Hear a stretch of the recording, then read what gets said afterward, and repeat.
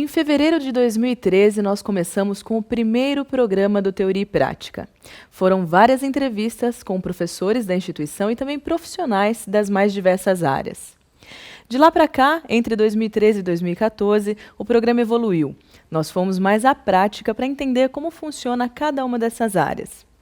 Hoje é o programa de número 50 e eu tenho a honra de estar com o reitor e o pró-reitor acadêmico da FHO Uniararas. Nós vamos falar sobre um livro que foi lançado e já estará disponível na biblioteca da instituição.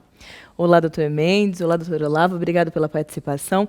Eu gostaria de começar com uma pergunta, doutor Mendes. É um livro chamado Práticas Pedagógicas no Ensino Superior. E de onde surgiu a ideia de fato, fazer um livro com a participação de professores e alguns profissionais de fora? Bom, eu quero primeiro agradecer pela sua presença, parabenizar pela iniciativa e por esse projeto que completou um ano. E é uma honra para nós estarmos participando aí do programa de número 50. Interessante que essa ideia ela surgiu alguns anos atrás. Nós participávamos de alguns eventos ligados ao ensino superior. Eu, os pró-reitores, diretor administrativo. E dessas reuniões, nós sempre saímos muito preocupados, porque o tema era hoje a metodologia, como que é tratado nesses assuntos, os conteúdos dentro da sala de aula, para esse novo aluno que está chegando no ensino superior. E a partir dessas ideias, nós começamos a pensar em trazer alguma coisa de fato para a instituição. Não poderia ser algo exportado, teria que ser algo que nascesse de fato dentro da instituição, preparando para a gente receber esse novo aluno que domina a tecnologia, que está em contato com as informações que são geradas no mundo todo, e era preciso, de alguma forma, que a nossa instituição conseguisse trazer para o docente também essa possibilidade dele dinamizar as suas práticas pedagógicas. Até quando o senhor fala de novo aluno, não simplesmente o aluno que vem para a instituição como um aluno novo, mas o perfil desse aluno que é bem diferente do aluno de antigamente. Se a gente fizer uma comparação, voltar na história e analisar os alunos de 10, de 5 anos atrás, a gente observa que hoje é um aluno que ele domina a tecnologia, ele tem o celular, ele tem o tablet, ele tem o computador à sua disposição, a informação flui para ele de uma forma muito rápida e a aula, como um momento de transferência de informação, tem que ser preenchida de algo que de fato chame a atenção desse aluno. Sim. É preciso despertar a atenção dele. E aí cabe a esse professor um novo papel que até então ele não desempenhava. Ele não pode só ser um transmissor de informação. Sim. Esse docente tem, na verdade, ser um mediador pedagógico. Isso impõe ao professor uma nova atualização, um novo compromisso com o seu ofício. E é a partir desse princípio que a gente começa a delinear o que seria lá na frente o lançamento do nosso livro. Desse livro. É interessante a sua fala porque nós sabemos que os professores são das mais diversas áreas e muitas vezes especialistas em algum assunto, mas nem sempre tem talvez, ou não sei se eu posso dizer que não tem a didática ou a melhor metodologia para ensinar de fato esse novo aluno. É um momento difícil, é um momento de transição, porque eu também sou docente da instituição, participei do livro e sei que nós temos treinamentos para isso. É um momento difícil de evolução na instituição? Sem dúvida, acho que as instituições de ensino superior, se a gente pensar da década de 70 para cá, quem era o professor universitário? Era aquele profissional egresso de um curso de pós-graduação que tinha no contexto do seu curso muitas vezes uma disciplina voltada para a metodologia do ensino superior, mas era um profissional preparado, especialista em uma determinada área. Sim. Esse profissional dorme pesquisador e acorda de repente professor universitário. Até que ponto ele está preparado para passar essas informações? E existe aquele ditado, não basta saber fazer, é preciso saber ensinar como passar essas informações. E a instituição vem, como eu disse, vem se preocupando muito com esse novo professor. Nós temos hoje praticamente os nossos cursos em todas as áreas do conhecimento, desde aquele professor egresso de um curso de licenciatura, da área de pedagogia, que de fato teve uma série de disciplinas voltadas para essa parte didática, de metodologia, até aquele profissional egresso de um curso de engenharia, de tecnólogo, muito específico, onde a formação dele para ser docente é muito pequena, ou quase nula. Nós recebemos esse docente. Fica o nosso compromisso e a nossa responsabilidade, de alguma forma, capacitar esse professor. O que nós queremos é, dentro dessa massa de docentes da instituição, preparar o nosso professor para que ele, independente da disciplina, do curso ou da área, de fato ele esteja preparado para enfrentar esse novo momento do ensino superior. E aí a gente tem incluído dentro da nossa capacitação docente oficinas que acontecem geralmente no início do ano, visando justamente dar para esse professor instrumentos para que ele possa ter esse novo horizonte. Dentro da sala de aula, transformar em um espaço onde, de fato, ele prenda a atenção desse aluno, ele consiga fazer da sua disciplina um encantamento. Né? Não é uma tarefa fácil, mas esse é o compromisso que a Uniararas, né, está comprando e que a gente, na verdade, precisa, para os próximos anos, cada vez mais investir nessa capacitação docente. De todo esse estudo, de toda essa análise, surge, então, talvez a ideia do livro, como algumas práticas, e eu sei que também, dentro desse processo todo, surgiu a ideia de dividir a aula em 3 momentos. Então, revisão, conteúdo novo e a síntese ao final. O livro vem para suprir, eu sei que não de forma completa, porque as práticas são as mais variadas, né? Mas para suprir um pouco disso e auxiliar professores que venham para casa futuramente? Sem dúvida, era preciso dar o primeiro passo. Sim. Né? De que forma a gente poderia trazer para a instituição esse compromisso de estar, de fato, contribuindo, né, para a qualificação desse professor, desse profissional. E o primeiro momento que a gente pensou seria conhecer as práticas que já ocorrem na instituição. Né? De que forma isso está disseminado entre o corpo docente. De que forma os nossos professores dinamizam as suas aulas no dia a dia. E foi interessante que foi um trabalho, né, que integrou as pró-reitorias, principalmente a pró-reitoria de graduação, e nós começamos a identificar dentro da nossa casa professores que no dia a dia já utilizam de uma série de atividades, né, de metodologias diversificadas e que a gente precisava de fato resgatar, concentrar esses professores, né, num determinado momento e transformar essa experiência, né, num livro. Não foi uma tarefa fácil, na verdade essa experiência ela inicia em 2012, a gente começa a fazer o convite, começa a conhecer, né, essas práticas desses professores que ocorrem nas diferentes disciplinas e a partir daí, quando a gente tem um grupo de profissionais envolvidos e principalmente é importante salientar o compromisso desses professores com a ideia. Sim. Né? Eles aceitaram, trouxeram seus planos de ensino e a partir dali a gente começa então a pensar na transformação dessas práticas, concentrando essas atividades no que seria o futuro livro de práticas pedagógicas. Com também uma base teórica. Justamente. E aí eu sei que o Dr. Olavo foi um dos idealizadores, né, faz parte da organização do livro, e eu gostaria agora de perguntar a ele. Dr. Olavo, como foi então a escolha desses profissionais? Porque começou lá em 2012 com uma equipe e outros foram sendo colocados no meio do caminho. Como foi a escolha desses professores para participar do livro?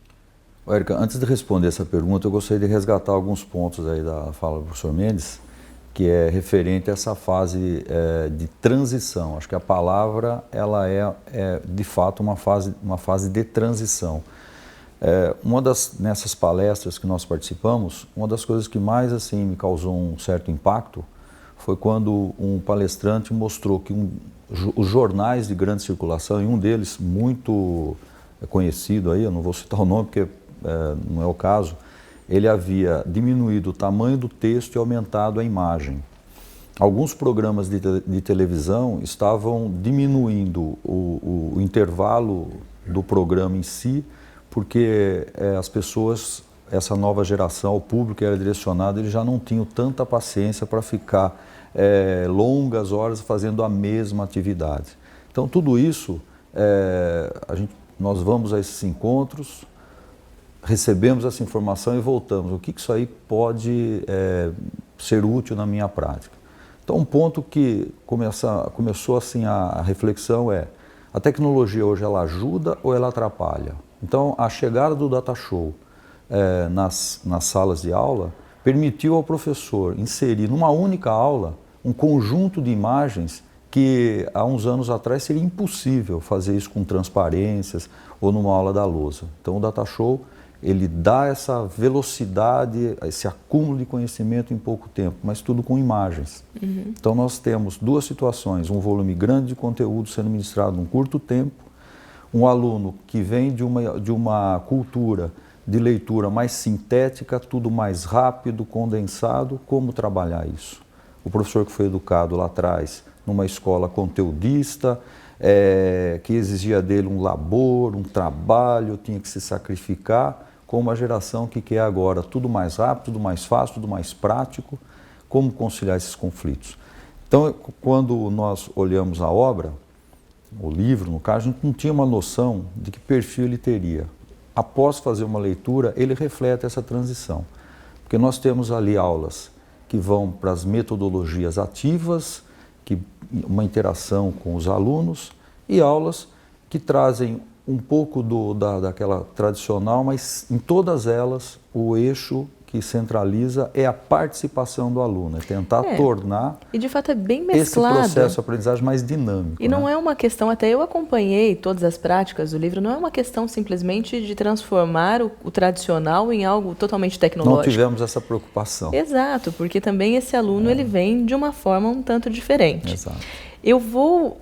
Vou voltar à pergunta, então eu vou responder como foi. Então. Vamos segurar um pouquinho essa pergunta, para a gente saber então quais são os professores que participaram, e eu também quero saber de algumas práticas para a gente poder passar isso para o pessoal. Pode ser?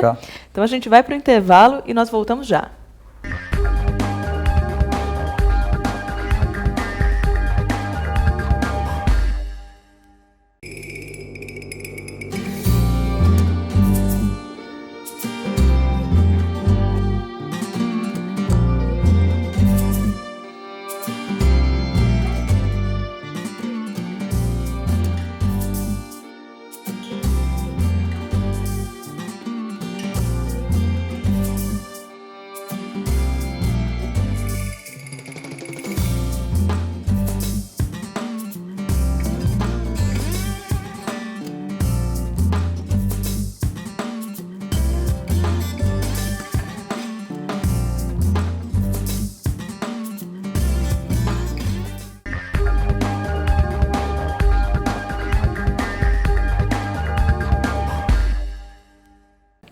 Doutor Olavo, então a pergunta que ficou no bloco anterior, como foi a escolha desses professores? Bom, nós começamos com um convite a um conjunto de professores, alguns foram até o final, outros por alguns motivos, outros compromissos, não puderam acompanhar, mas contribuíram. Então, meu agradecimento a esses que, mesmo não estando como autores, deram grandes contribuições. Convidamos alguns professores para propor a eles uma mudança na metodologia que eles vinham aplicando nas disciplinas. Então, fizemos todo um escalonamento de quantas aulas efetivamente eles dariam, se era possível mudar um conjunto de aulas, porque a aula expositiva, ela dá ao professor agilidade para avançar com o conteúdo de uma forma que facilita muito, uma vez que nós temos que dar conta de conteúdo. Quer dizer, esse é um desafio que lá na frente, se não for atingido, pode fazer falta. Esses professores vieram espontaneamente, alguns nós convidamos, né? E começamos reuniões semanais para discutir as dificuldades, como isso estava sendo encaminhado. O fato é que foi percebido que é quase impossível o professor mudar ao longo da rotina. São muitas exigências, exige um sacrifício assim que acho que fica além da capacidade do profissional. Eu percebi que havia um medo deles de prejudicar o andamento, o comprometimento que eles têm lá com os alunos. E quando você diz ao longo, é no sentido de o semestre está acontecendo, é muito complicado, teria que ter um planejamento maior. Nós chegamos nas reflexões junto ao NGA, o Núcleo de Gestão Acadêmica e da Assistência à Pró-Reitoria, chegamos à conclusão que teríamos que buscar um outro caminho. E esse outro caminho foi: se cada professor eleger uma prática que ele se sente à vontade para gravar, para expor e fundamentar esta prática com a teoria, o que leva ele a estruturar a aula daquela forma, poderíamos transformar isso num capítulo e organizarmos num livro, que seria para nós um marco do momento que estamos vivendo. Então, se daqui a alguns anos sai outro livro ou outra publicação com esse enfoque, nós já temos o estado da arte nessa situação aqui na Uniaras. Eu acho que esse é um marco importante que vale a pena ser citado, né? Sim, sem dúvida. Professores de fora da instituição também participaram, tiveram essa oportunidade ou não? Sim, nós temos uma professora da Unicamp que participou junto com a professora Isméria. A Fernanda Klein. Exato. E elas trouxeram uma prática que é de aula, que é considerada as tais metodologias ativas. Sim. Onde a participação do aluno é praticamente intensa, né? Tudo parte da participação do aluno. Eu até tenho algumas práticas que eu gostaria de comentar. Como você até citou essas professoras, elas trouxeram a ideia de um quebra-cabeça. Exato. O nome do capítulo até é Entendendo a Fisiologia do Coração por Meio de um Quebra-Cabeça. É interessante, foi a professora Fernanda Klein, que é da Unicamp, e a Maria Isméria, que é da instituição. Entender fisiologia a partir de um quebra-cabeça parece estranho, mas de fato eu acompanhei também as entrevistas, acompanhei o processo, elas conseguem de uma maneira, eu diria até lúdica, né? Que o aluno consegue, um quebra-cabeça qualquer um faria, então ela consegue colocar isso dentro de um assunto que é basicamente complexo. Existe hoje uma linha, né, vamos dizer assim, de ensinar usando jogos. Porque está muito disseminado entre os jovens esses jogos eletrônicos, trabalhar a partir de jogos. Então, assim, esse resgate dessa parte que o aluno gosta de fazer, que eles gostam de interagir em grupos, colocado dentro de um assunto denso, como é a fisiologia do sistema cardiorrespiratório, por exemplo, do coração, ela vai gerar uma parte que é de prazer, quer dizer, jogar, uma interação maior, trabalhando em pequenos grupos, e o professor funciona como orientador dessa atividade.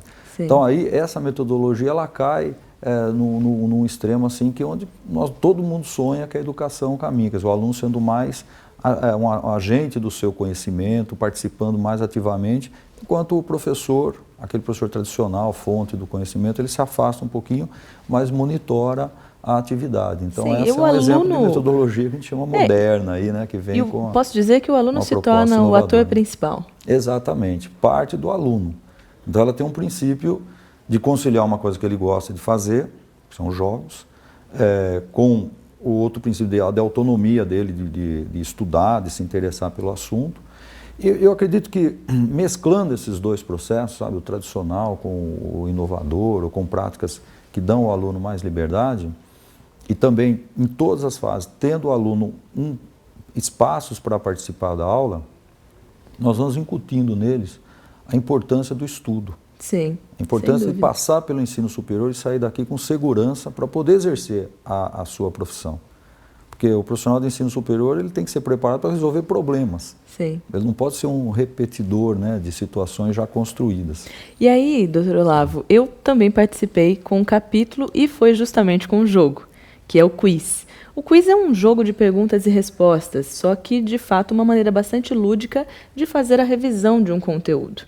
No caso, eu sou como professora da área de comunicação, marketing, gestão, então é um pouco mais fácil, porque eu já trabalho dentro desse esquema. No quiz, os alunos tinham que estudar previamente, então eles souberam que o jogo ia acontecer e tinham que competir entre si. Essa competição também, de uma forma saudável, eles gostam muito. Você acredita que qualquer professor de qualquer área consegue aplicar um jogo como esse ou não seria viável? Então, eu acho que o professor, ele ao ter contato com esse material, ele precisa fazer aquele exercício que nós fizemos lá atrás, né? Nós assistimos uma fala, traça-se o perfil de um jovem e nós começamos a pensar o que isso poderia ser trabalhado internamente. Então, quem ter contato com esse material, ele precisa entender o seguinte: como eu faria para que o meu conteúdo pudesse ser transformado num quiz? Como eu faria para que o meu conteúdo pudesse ser transformado num jogo? Que recursos a mais eu posso interagir? Aí ele vai começar, digamos assim, a adequar ou ajustar a sua prática pedagógica, que muitas vezes está centrada naquela aula expositiva, onde ele fala, que vai mais de...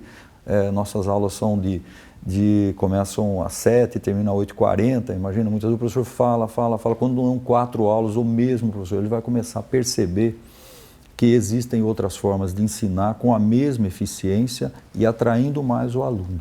E também então, é um nesse processo, resgate, eu acho que é possível, sim. Porque se tem essa divisão dos 3 momentos, as práticas podem ser usadas não na aula toda, que também ficaria cansativo, exagero. A história hoje, pelo menos para o primeiro e segundo ano, que são o primeiro ao quarto período, nós instruímos os professores para que eles não entrem diretamente no assunto, mas que eles administrem o tempo, para que o tempo de aula componha uma introdução ao assunto partindo de uma revisão proativa.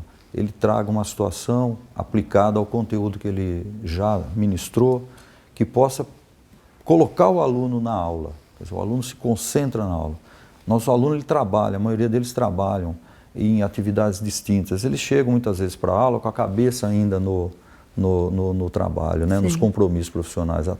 Esse momento de entrar na aula é muito importante. Alinhou todo mundo, colocou uma situação, ele percebeu que ele precisa estudar mais esse ou aquele tópico, ele não conseguiu resolver um probleminha simples ali. Aí o professor parte depois para avançar com a matéria. Aí fica qual prática ele achar a mais adequada. As mais diversas. Já aí nós já temos uma transição de um momento da aula para um outro. Então o aluno já sai de uma posição, passa para outra. Aí inicia-se a abordagem. Outra coisa que nós pedimos aos professores também, não deixa, falar assim, acabou a aula. Não, pessoal, olha, paramos aqui, trabalhamos isso, vamos ver como que nós podemos organizar essa informação para vocês, que a gente chama de momento da síntese. Ensinar para esse aluno, mostrar para ele como ele pode fazer uma tabela comparativa, um mapa de conceitos, um resgate do que é essencial na matéria com as palavras-chave.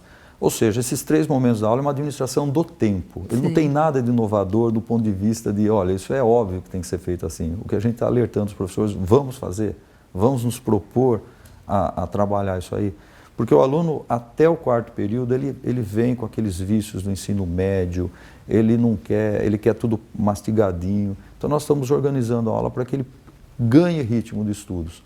E como o professor Mendes disse, a diversificação da prática pedagógica acaba trazendo ele para o gostar de estudar, para o gostar de aprender. Então, seria a estratégia basicamente acaba sendo essa. Sem dúvida. E até eu gostaria de entrar em mais uma prática, entre as várias que nós podemos conversar, o uso do vídeo, porque há muitos professores que usam normalmente vídeo em sala de aula. Só que a professora Patrícia Benhame vem com uma proposta diferente. Então, eu vou pedir o seguinte, a gente vai para o intervalo e, no retorno, nós falamos dessa e outras práticas. Ok? O Teoria e Prática volta já.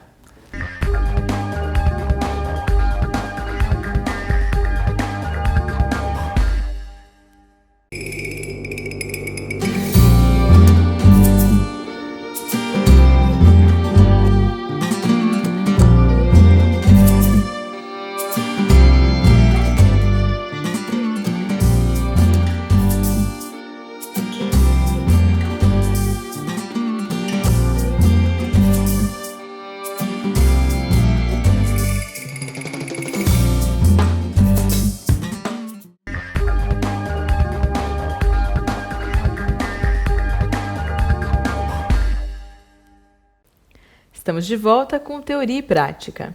Doutor Olavo, falávamos do uso de vídeo e eu sei que diversos professores já o utilizam, mas a professora Patrícia vem com uma proposta diferente. Qual é a ideia?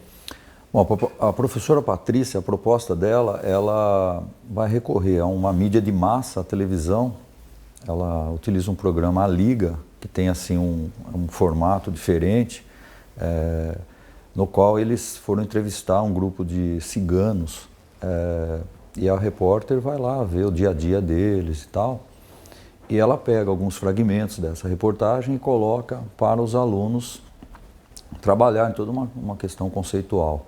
É interessante que os alunos começam a observar que a própria repórter manifesta um preconceito em relação àquelas pessoas, tudo. Então ela constrói ali a teoria da sua aula, né, do conhecimento que ela precisaria passar para os alunos, não daquela forma formalizada, definindo. Ela mostra para os alunos a partir de uma mídia de massa, que é como se a televisão, tudo está na televisão, é ruim, então vamos transformar algumas coisas que estão na televisão uma visão mais crítica. Eu achei interessante que esse lado aí é a criatividade da aula dela. Totalmente diferente, é verdade. E até uma outra tem a ver com a parte prática da anatomia, que o professor Eduardo Scabora também utiliza. Fica mais fácil quando se usa essa questão prática, porque ele pega alguns componentes do coração, de alguns órgãos, e mostra de uma forma prática aos alunos. Isso facilita mesmo? Olha, a aula prática, ela é, digamos assim, em algumas áreas imprescindível. Se o seu aluno não tiver essa parte teórica e a prática, ele não consegue imaginar ou desenvolver. Então, assim, se nós imaginarmos que a anatomia necessita desta parte do toque, do observar, porque, voltando ao assunto do vídeo, o professor explica como é o coração, põe um vídeo do coração, e está tudo resolvido, mas o tocar, o sentir, a textura do músculo nas peças, assim, para o aluno o aprendizado é muito mais dinâmico, digamos assim. Muito mais efetivo. Exatamente, mais efetivo. E ele vai ter toda a sala de anatomia, quer dizer, aquela coisa do indumentário, jaleco. Então, eu acho que tudo isso compõe um rito, né, de aprendizagem da aula em si. Então, a aula prática tem esse componente. Ela leva o aluno a vivenciar, inclusive, a futura atuação profissional dele, como que ele vai estar simulando ali uma vivência que ele pode ter lá no futuro. Então, dentro dessa linha, mas com uma didática um tanto diferente, o professor Fernando Catanho, ele usa o teatro. Exato. No entanto, a prática dele, né, o capítulo do livro, se chama Teatro na Contração Muscular, das fotos ao filme. Isso. Ele usa o mesmo aspecto que poderia ser usado numa aula prática de anatomia, mas ele usa como teatro. Qual é a ideia desse teatro? Então, a contração muscular cai no campo da fisiologia, no campo aí também da estrutura do músculo, da histologia da própria anatomia.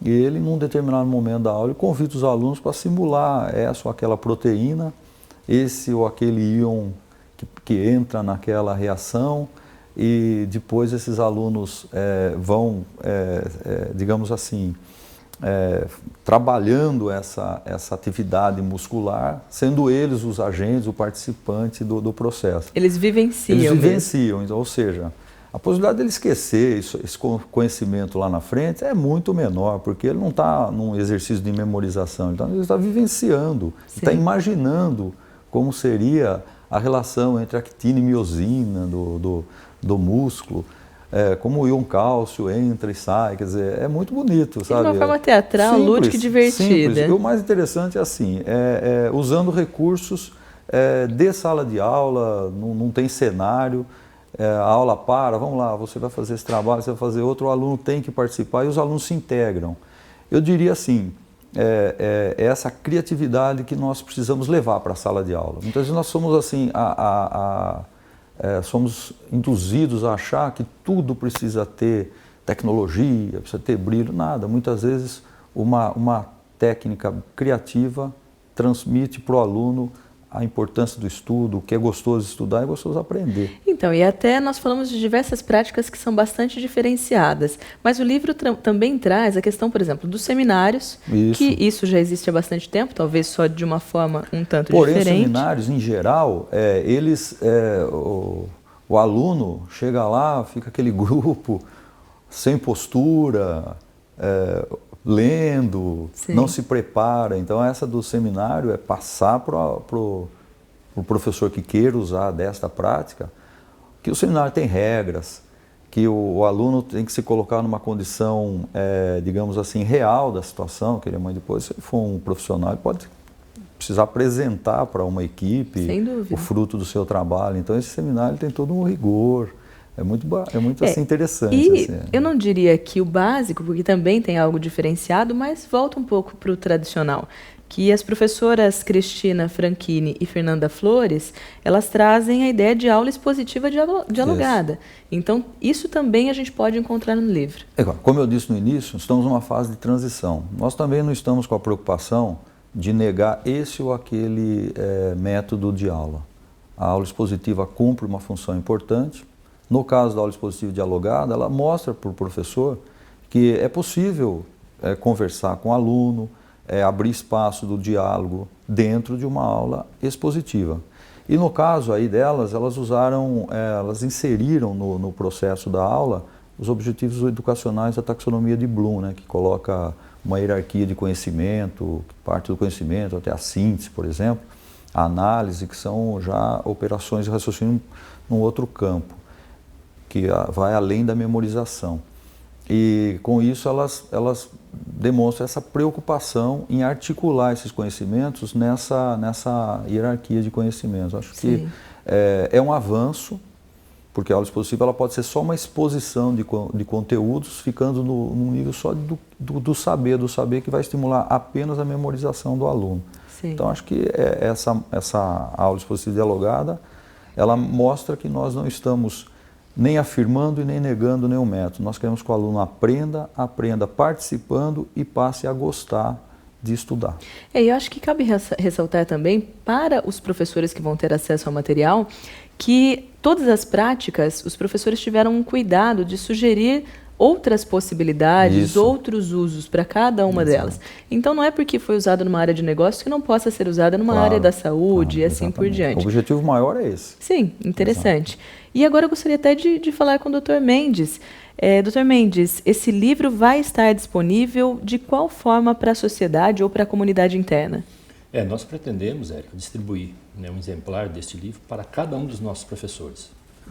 Vai ficar um volume na biblioteca para consulta, mas a nossa esperança é que, de fato, cada docente folheie esse material, e faça dele um instrumento capaz de motivar a sua aula, de modificar a sua atividade enquanto docente na sala. Então nós iremos agora, no próximo momento, fazer essa distribuição para cada um dos professores, os antigos e os novos que estão chegando na casa. Então, para a sociedade de forma geral, se quiser uma consulta à biblioteca, vai ser possível. Sem dúvida, fica à disposição. Nos próximos dias, provavelmente. E, além do livro, da parte escrita, também vem um DVD com as entrevistas de cada uma das práticas, que talvez facilite para quem precise. Sem dúvida. Acho que é uma forma que nós encontramos de fazer, através do livro, disponibilizar ali as práticas comuns que os docentes vêm desenvolvendo e também através do vídeo. Então, o profissional que vai ter acesso a esse material, ele tem a possibilidade de acompanhar ali ao vivo, na fala do próprio docente responsável pelo capítulo, tudo aquilo que ele fez na construção dessa aula. Sem dúvida. Dr. Mendes, para a gente finalizar, a ideia ou a intenção de dar continuidade nesse livro em outras edições, com outros professores? Existe, Érica. Acho que foi dado o primeiro passo. Acho que é a realização de um sonho, daquela ideia de alguns anos atrás, que a gente idealizava, pensava em transformar isso em alguma coisa palpável, nós conseguimos. Então o Centro Universitário está muito feliz com a realização desse projeto. É preciso agradecer inicialmente à Fundação Hermínio Ometo, que acreditou e viabilizou a realização desse sonho. Eu quero agradecer a cada um dos professores, todos, desde aqueles que participaram ativamente do projeto, aqueles que inicialmente tinham a intenção e por uma ou outra razão não conseguiram, a Pró-Reitoria de Graduação, o Núcleo de Gestão Acadêmica, todos os funcionários do CETEC, pela disponibilidade, a vontade de fato estar participando desse projeto. Você, como também autora desse livro, acho que representa todo o elenco de grupo de professores que participaram. Enfim, nossa intenção é que a gente possa, quem sabe, no médio prazo, lançarmos uma segunda edição, com novas práticas que serão agregadas. Eu acho que isso, de fato, vai plantar uma semente dentro da instituição. O corpo docente vai começar agora, a partir desse livro, não que ele seja uma receita pronta, mas um ingrediente a mais para que possa ser mudado, adaptado, transformado e, quem sabe, outras práticas poderão ser agregadas e logo a gente lançar um novo livro com novas práticas pedagógicas que possam ser disponibilizadas aos professores. A intenção é uma só.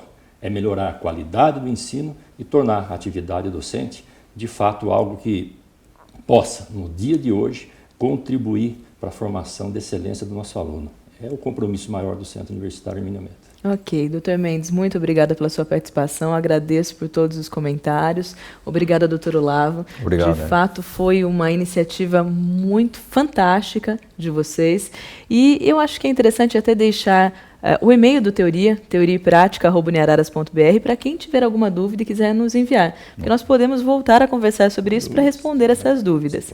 E aproveitem, esse foi o programa de número 50, falando sobre o livro Práticas Pedagógicas no Ensino Superior, com o Dr. Mendes, reitor da FH Uniararas, e com o Dr. Olavo, que é pró-reitor acadêmico. Eu fico por aqui e até a próxima.